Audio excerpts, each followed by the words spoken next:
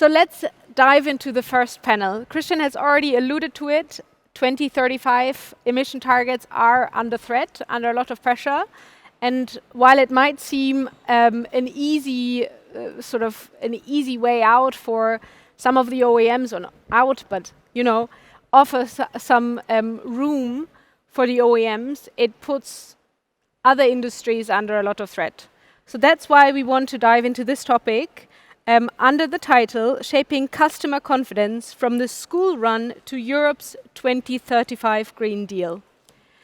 So please welcome on stage Lucie Mattera, Secretary General of ChargeUp Europe, Chris Heron, Secretary General of E-Mobility Europe, Stefan Ivanov, Chief Revenue Officer of AMPECO, and again, Christian Hahn.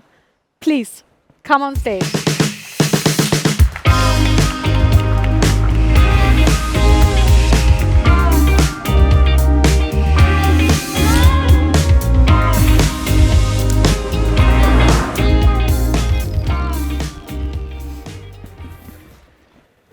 Yes, I think you can try whether you can hear each other. I think the most important point is that you can hear each other so we can have a good conversation. So you just try it. If you can't, then put on the headphones. So let's start by diving into the status quo of the charging experience. Maybe we can just have a sort of quick state of the experience from each of you. So what does the mass market EV customer experience look like for you? Maybe I start with the European perspective. Lucie, do you want to start? Yeah, thank you. I think first of all, we have a lot to be proud of. I keep thinking, you have sectors that have been around for centuries, literally. I look at the membership of ChargeUp, and I think one of our oldest CPOs was created in 2012. So, we don't have... Who is that? I think that's Fastnet. So, it's still a very, very young industry. It has delivered tremendously over such a short period of time. For the past decade, you have seen public charging network growing at an annual growth rate of 40%, 1 million charging points on Europe today. We are not holding back the 11 million cars that are already, electric cars that are in Europe. So we've delivered a lot. We continue to deliver, including in slower times. We talked to the members. Last year was a bit of a slower year. People are still investing massively. I hear a lot, the networks are uneven, etc., etc. Okay, maybe networks are uneven, but so is the penetration of EVs, right, in different countries. What's the share of EVs in Poland, 0.3 or 0.5, same for Bulgaria, etc. So we need to look at those two things together. One thing where I think the industry is expected is on how seamless, frictionless the experience is for the EV driver, that I think is now very strong, again, expectation for the sector. It's a fair expectation because what you have in mind is the refueling world where everything is just easy. But if you keep in mind just the refueling analogy, you miss also some of the good things that EV charging has to offer. Charging at home, charging when energy prices are lower. So, that's an analogy that only works partially. Chris, so E-Mobility Europe, formerly Aware, you have a broader membership, I guess. So you can maybe also add some other perspectives to this account from the European perspective. Yeah, absolutely. I would echo a lot of what Lucie said. First thing is a lot to be proud of. 1 million charging points around Europe and growing all the time. And what I've seen over the summer on LinkedIn is that the debate has changed too. People are not showing off that they were able to make their destination and how great it is that they found the charging points. It's now just a recognition that this is now easy to do and it happens.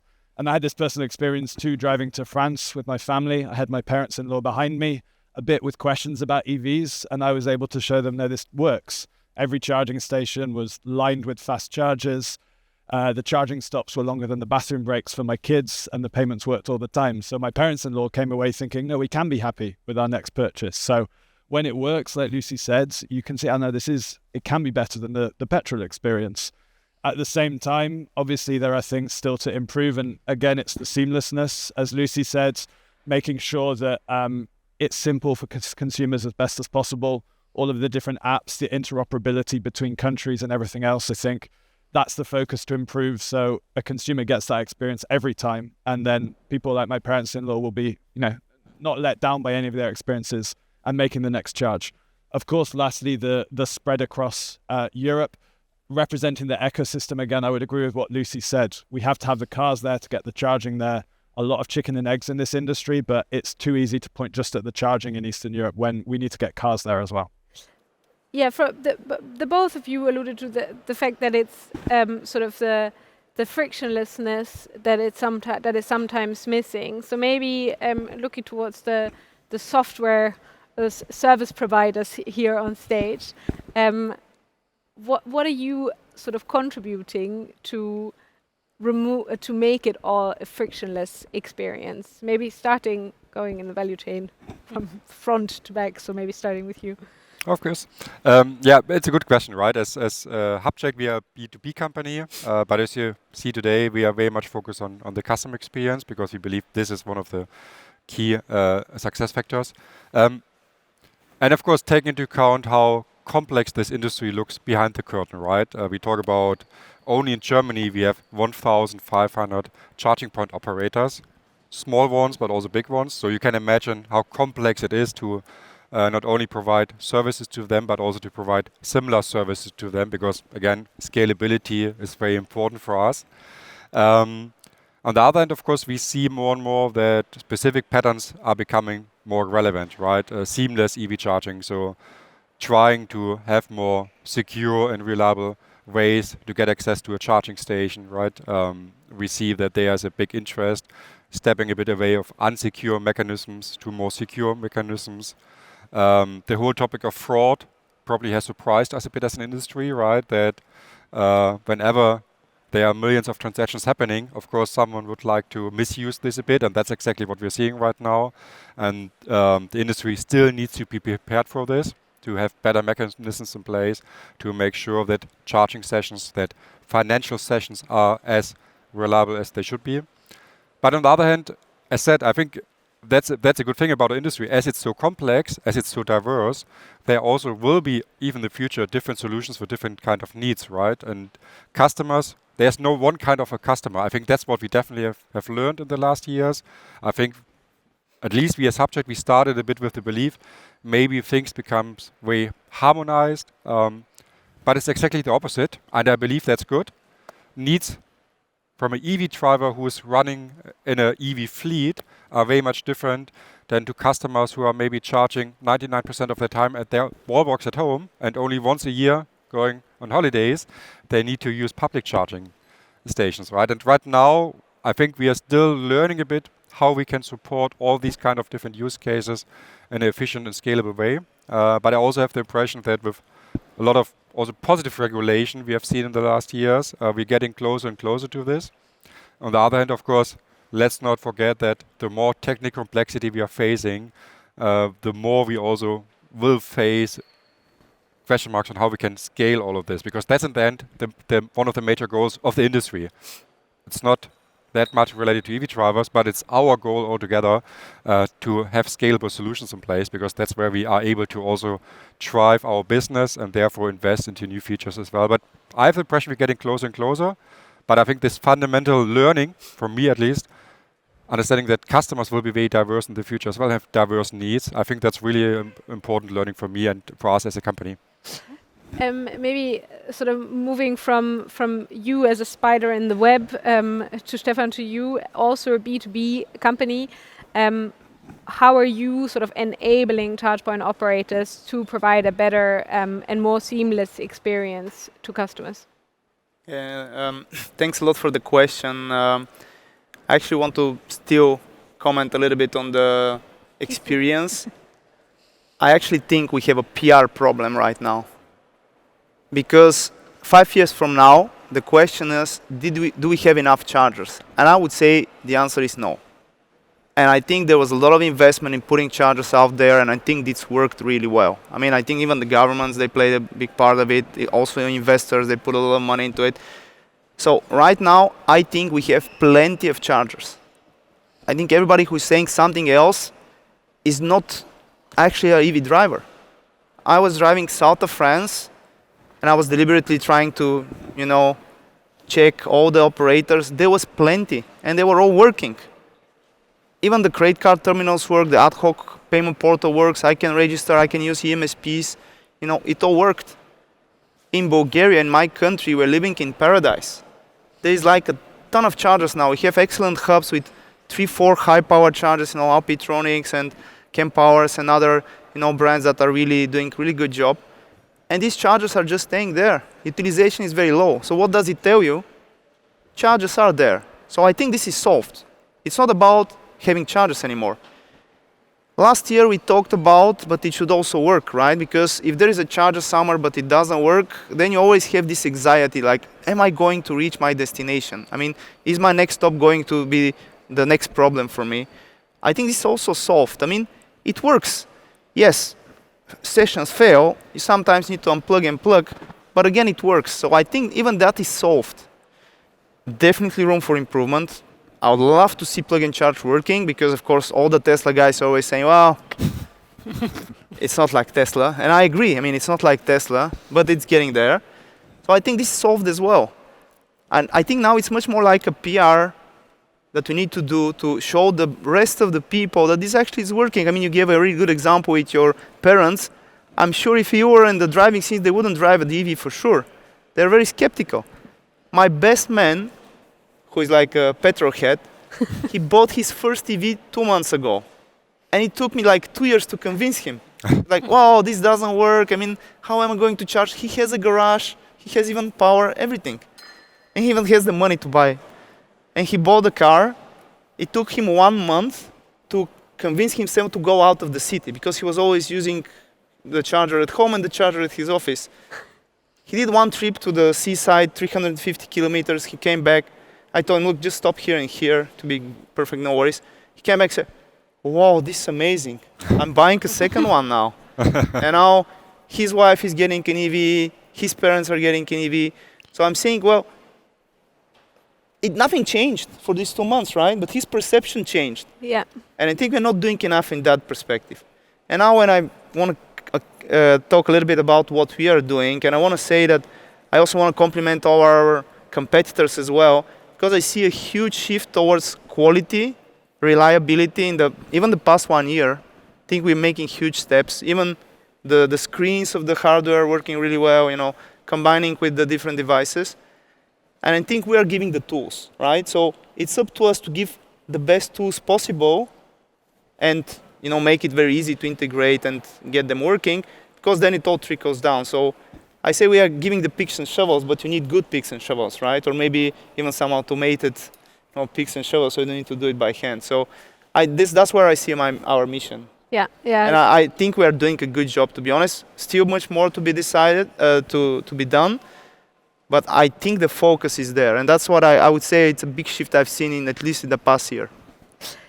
I want to come back to your point on sort of the PR problem. And I take you up, Chris, and you next summer, you're going to offer sort of trips through Europe to get the real experience.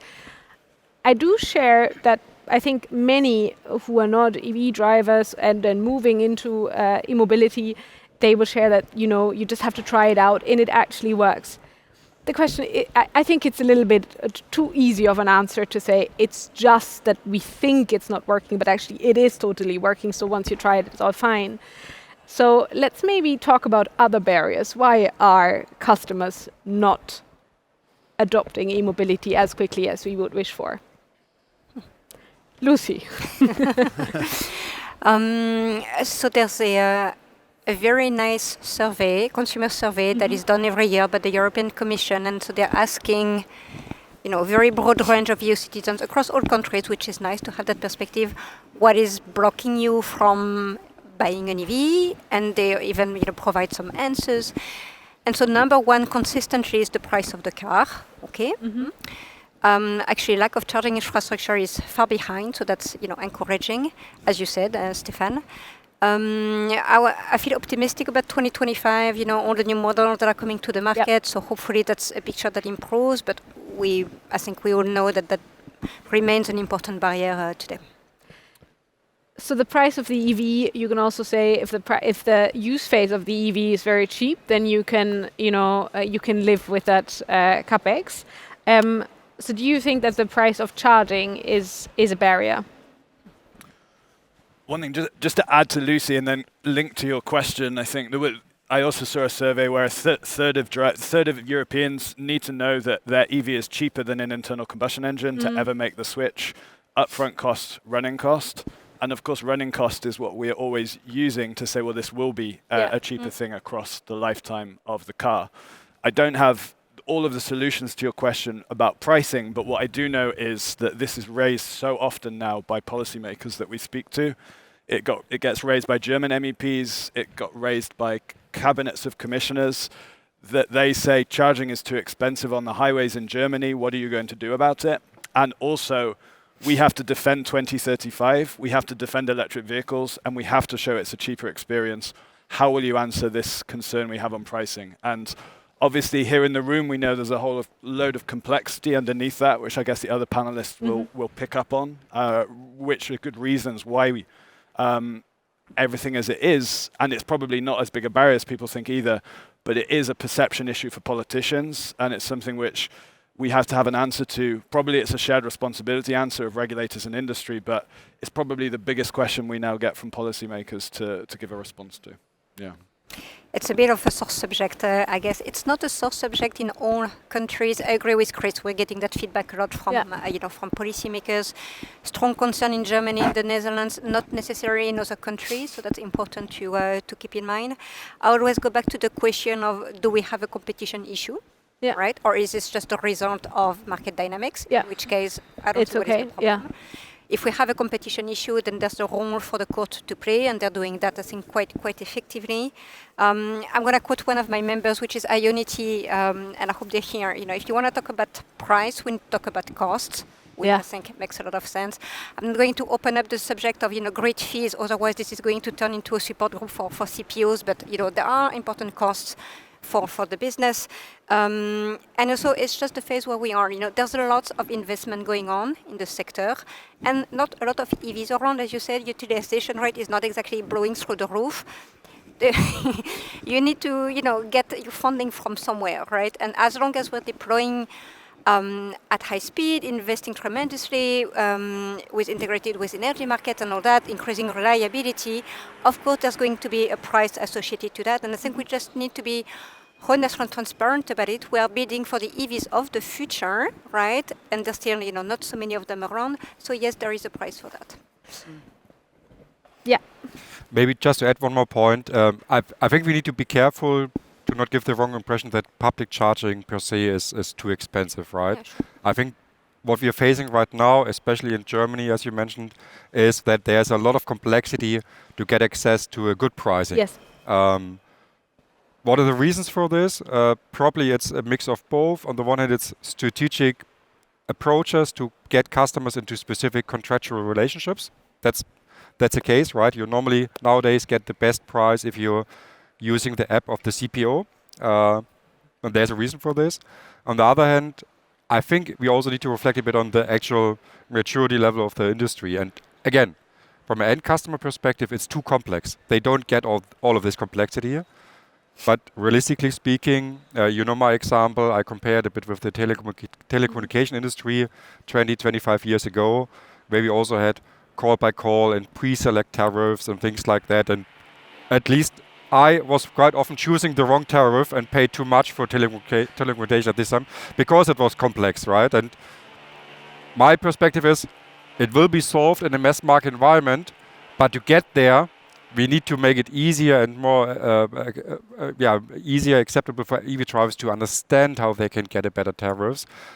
And this is definitely not yet the case. And that's the reason why the perception, coming back to what Stefan said already, is quite often a bit too negative.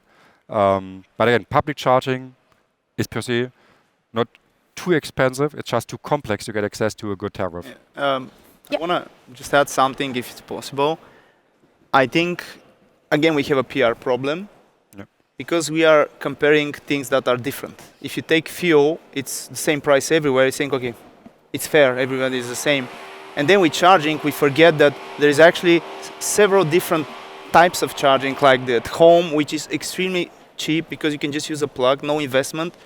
Then you have the destination where you can put a simpler charger like an AC, much easier again, less cost to do the investment. Then you have the charging hub that requires millions of investments in a world where you have less than 5% utilization. So of course, if you take like food, for example, and you calculate your cost for food, you cook at home, then you go to the restaurant. You don't expect the restaurant to cost the same as at home, right? You know there is much more that needs to be done there, and you appreciate it. And now there is no appreciation, I think, for what the CPOs are going through to get this service and even to a good quality, right?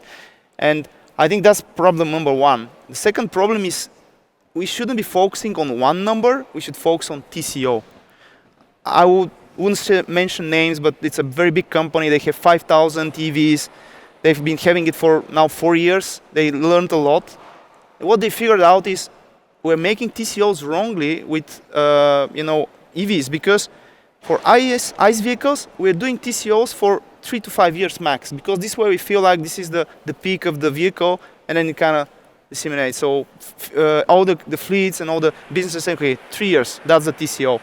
What turns out is EVs really shine after the third year. So 3 to 7 years is where TCO is amazing. So they figure out, okay, we just keep this for longer. Of course, we optimize depot charging and so on. And now I don't even care how much public charging costs, because it's a very small piece of the whole benefits I'm getting. So I guess it's the same for even a private person. He needs to realize that he's doing just 10-20% of the charging on the go. So you shouldn't, it's not a big problem. Okay, feels a little bit unfair because at home it's, I don't know, 25 cents. But yeah, there's reasons why it's like restaurants. But Stefan, I have to challenge you a little bit on that, because we are talking this year about customers and mass adoption, and there is many customers who will not be able to ever charge at home. So for them, the public charging case is actually the default. And I think it's absolutely fair that the CPOs have huge investments and you have little utilization. Nevertheless, it depends on the contract which I use, and we've heard it from Christian. The analogy, I think, is very good. Is where the customer is really, not in the focus, or the experience isn't great. So before we move sort of in the regulation, Brussels and Europe space, I'd like to ask one question back to Christian on this roaming analogy. Do you foresee in the future that there's going to be this roaming moment where sort of all of the different tariffs, they all level each other out, you find some solution sort of behind the curtains, so that for the customer it's sort of a good deal, but it's also that you don't have to care so much. The mental load is gone because you don't have to care whether you use this or that? Or do you think it's more going to be a few big players, and you will, as a customer, still choose, but you will have much less fragmentation? So what's your Glaskugel? You know that I'm very biased on this topic, right? So we believe the market, sorry to say, becomes even more fragmented for two reasons. First reason is all the statistics we are seeing right now of the last years is showing us the number of companies operating charging infrastructure and providing charging services is going up. Yeah. Which is a good message, don't get me wrong, right? It shows there's a lot of interest entering this industry, so that's cool. And yes, of course, we are seeing some hiccups here and there, and some companies are leaving the market or getting acquired, but pure numbers are showing it's going up. Is that staying like that? Good question. What I personally believe is that we are still surely before a moment where the interest of, let's say, non-EV related companies entering this space will become even bigger. So of course we see right now supermarkets, a lot of other location owners are starting to invest into charging infrastructure. But it's not yet, let's say, a huge thing. Of course we see more and more supermarket charging stations and petrol stations and so on. But frankly speaking, when you look into a country like the Netherlands, right, where it takes you, on average, you have every 5 minutes a public charging station.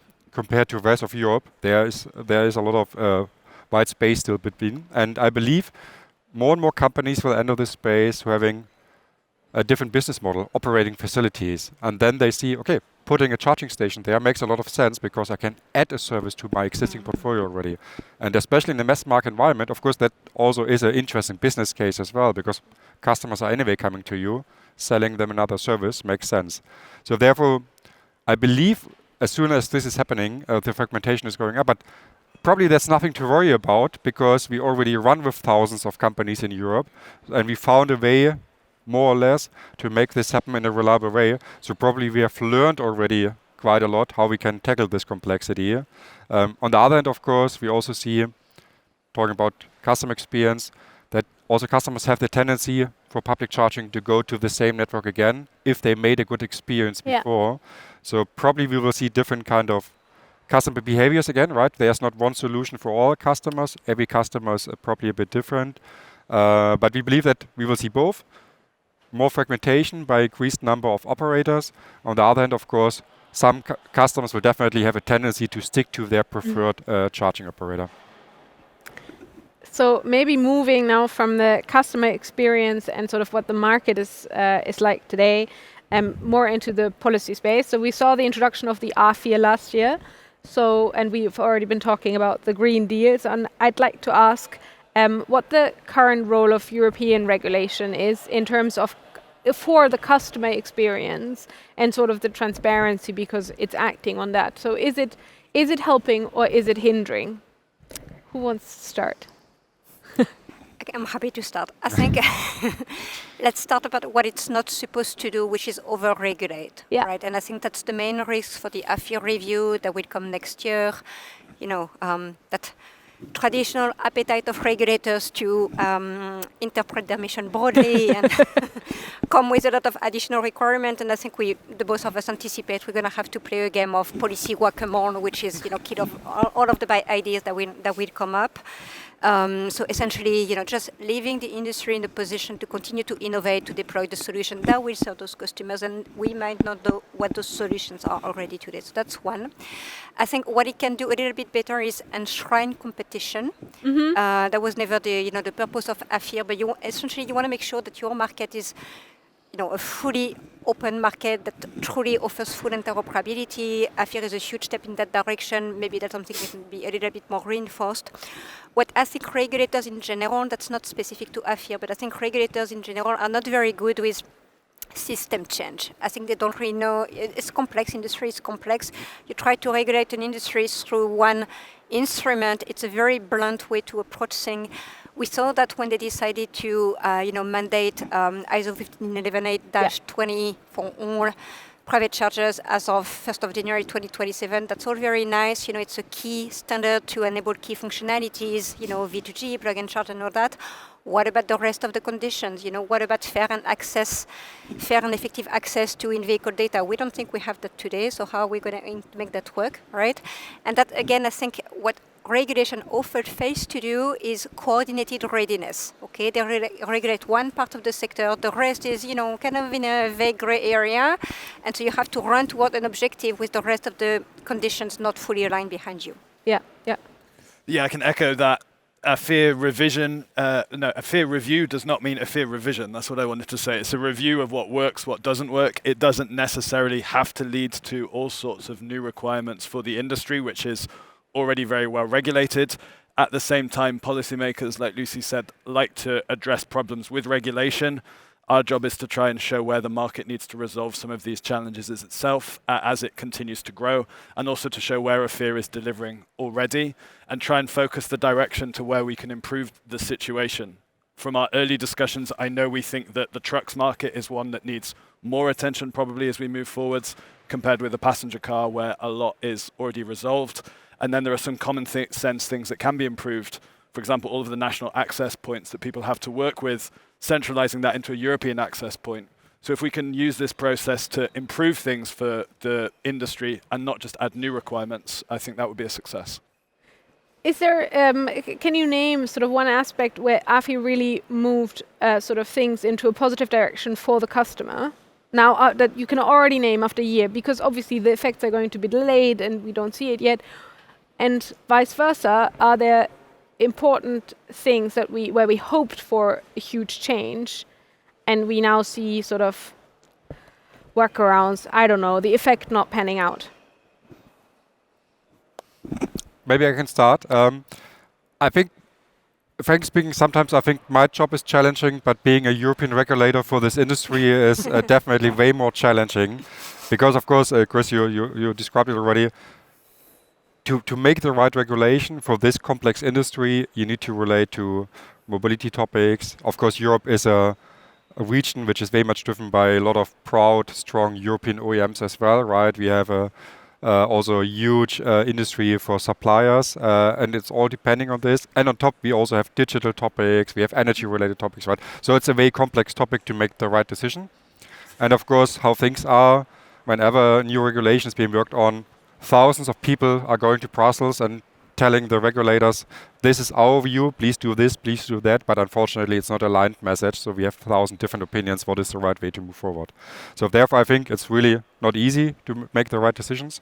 But as I said, I think it's right now we're seeing a bit that probably there would be more room for innovation if you would be less specific on some of the topics. On the other hand, it's good to have a European regulation in place, right? Because also that's something we need to reflect on. AFIA is the first time that we have a European regulation on our topics. Before it was a national topic, and every country, of course, every member state did it slightly different. That's how Europe is. And having a European umbrella, I think that's helpful. Of course, we need to see a bit how much we can, again, enforce specific expected behaviors on the customer side, right? I don't want to talk too much about credit card terminals, don't get me wrong. But again, I think here we had a bit the idea on European level, if this is happening, we can make sure that customers are using it. Most statistics are nowadays saying it's not yet the case. It's creating a lot of complexity and cost, but customers still have the tendency to use very different ways on how they want to use a charging station. And probably we could have done a bit of a better job by setting a bit more fundament of, as you said, collaboration, right? Right to plug, having the possibility to get access everywhere, having accessibility to data, which is super important, and not only having access to data, but also having access to good data. I think we all facing the same challenges here, right? That quality of data, there's room for improvement. But again, on the other hand, it's good to reflect on the actual status of the implementation. It's good that now there's a discussion in place to check where we can maybe add things as well. But still, I find it very challenging to have a good understanding on what needs to be regulated and what can be, so to say, be done by the market. What I would love to see is a bit focusing on some topics which are having a great negative impact right now all over Europe. Simple topics like complexity of setting up and applying for setting up charging stations, right? Just on my way here today morning, I have seen a couple of charging stations which are still not yet in place. They are built up, they are connected to the grid, but they are not yet usable because probably some applications are missing here. And this is, I think, where we also would love to see a bit more support from a political side, how we can harmonize, how we can centralize this all over Europe, because my understanding is this is a challenge all over Europe due to national regulation. Why not bringing this on a European level and saying it doesn't matter where you want to install a charging station, because a charging station is a charging station in Bulgaria, Germany or France. So let's harmonize this, that we have less complexity to put more charging stations on the ground. So acceleration of infrastructure build out. So maybe moving towards the last block sort of this discussion, the Green Deal. So the emission targets are under threat. What does that, or would it mean for the EV industry? Yeah, I think maybe I can say first, from a broad ecosystem perspective, is everyone we talk to within our membership, which covers the ecosystem, not just charging, but battery supply, the grids, the services, give the same message that changing targets is bad for business. It removes certainty. There are a lot of businesses which are committed to the trajectory that the European Union set a few years ago. And if you start changing it around, you change one of the big benefits of Europe, is that we have that predictable way forwards and a big single market for people to come and embrace with. So we see a big political pressure for people to push that back.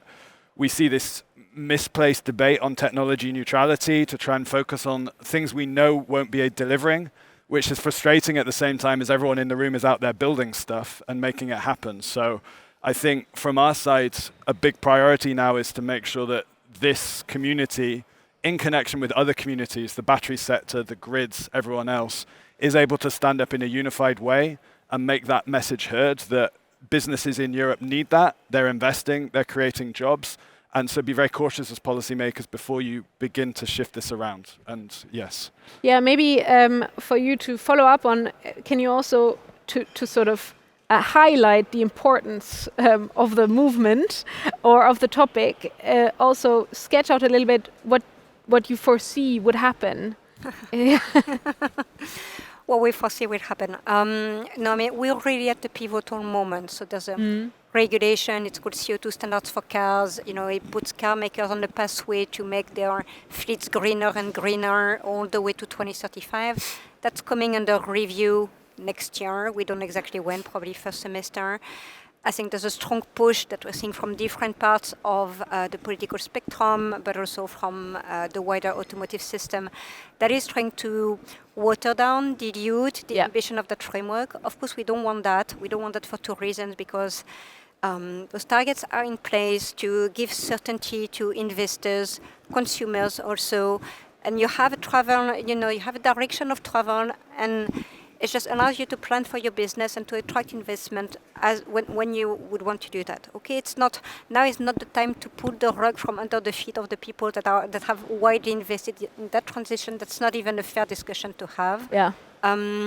Chris and I, along with others, are working very hard to try to make it more visible that there is strong support from actually several industry sectors, battery, recharging, EV charging, the utilities, and many, many more, right?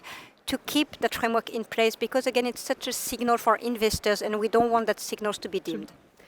Just very tangibly, just to be very tangible, yeah, we have a letter. So before we open up for questions, please share what are the initiatives? Yeah, so next Friday, I think it's next Friday, President von der Leyen is inviting a lot of CEOs to Brussels to talk about the 2035 targets. We have a letter which we are circulating around here along other business communities for CEOs in the industries that we've mentioned to send a signal, number one, that 2035 is important for business, and then number two, saying it's not that Europe just needs to defend this. It does still need to do more to improve competitiveness, to improve the challenges we've discussed, but don't do it by taking away what works. At the moment, that letter has over 100 signatures from CEOs across the continent, which is brilliant. We already had a chance to share it with some of you last night. We got 25 more signatures just from there. So I'm really interested, how many more signatures can we get from ICNC? This is a great community because you're bringing together not just the big players, but all sizes of players in the community. So people in the audience, I think there'll be a QR code somewhere. We'd really like to get your support for this letter. Add to that number 100, and next week, next Monday, together with ChargeUp and others, we'll be sending that strong signal to the European Commission, and we hope that helps not change the debate immediately, but to make sure that this community's voice is heard. So big shout out to the industry. Thank you, Jana. Exactly. Just to highlight this once more, there are a lot of possibilities for all of you to participate in this activity. So feel free, as said, to scan the QR codes. You will see it all around the place. We also have put up a signature wall as well, because we have published a manifesto from our side, also reflecting a bit more on the grassroots movement of this industry as well, right?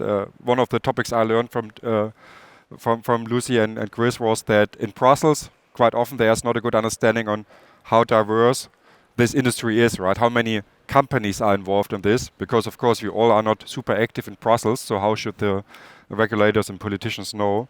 But exactly that's the reason why we decided to support us all to become more visible. So therefore your support is needed to work against change of the targets, because we discuss right now, we have PR issues, we have complexity issues. If we would now start to defocus, it won't get better at all, right? Because then we need to talk about several technologies at the same time, and we don't believe that this is the right decision after we already got more mature as an industry, right? We are in a really good way.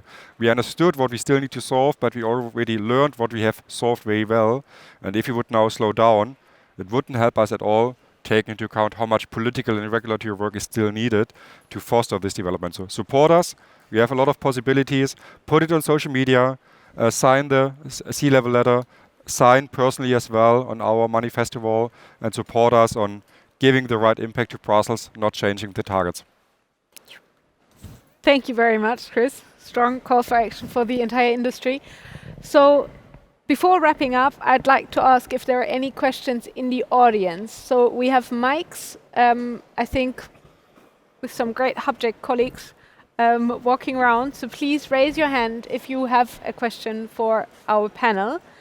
Otherwise, I have one question from the online space that already reached me, and I think it's quite a big one. So maybe we have to nail it down to like one measure that we would wish for. The question is, what could be the ideal framework or ecosystem regulation that enforces a context for innovation and accessibility for the EV ecosystem?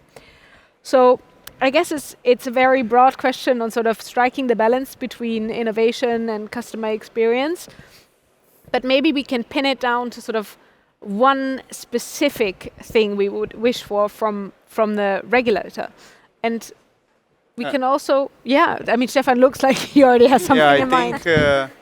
I think maybe keeping the 2035 target is the best thing you can do, because we know there's like OEMs and these businesses need a little bit of push to, mature and to change and to innovate.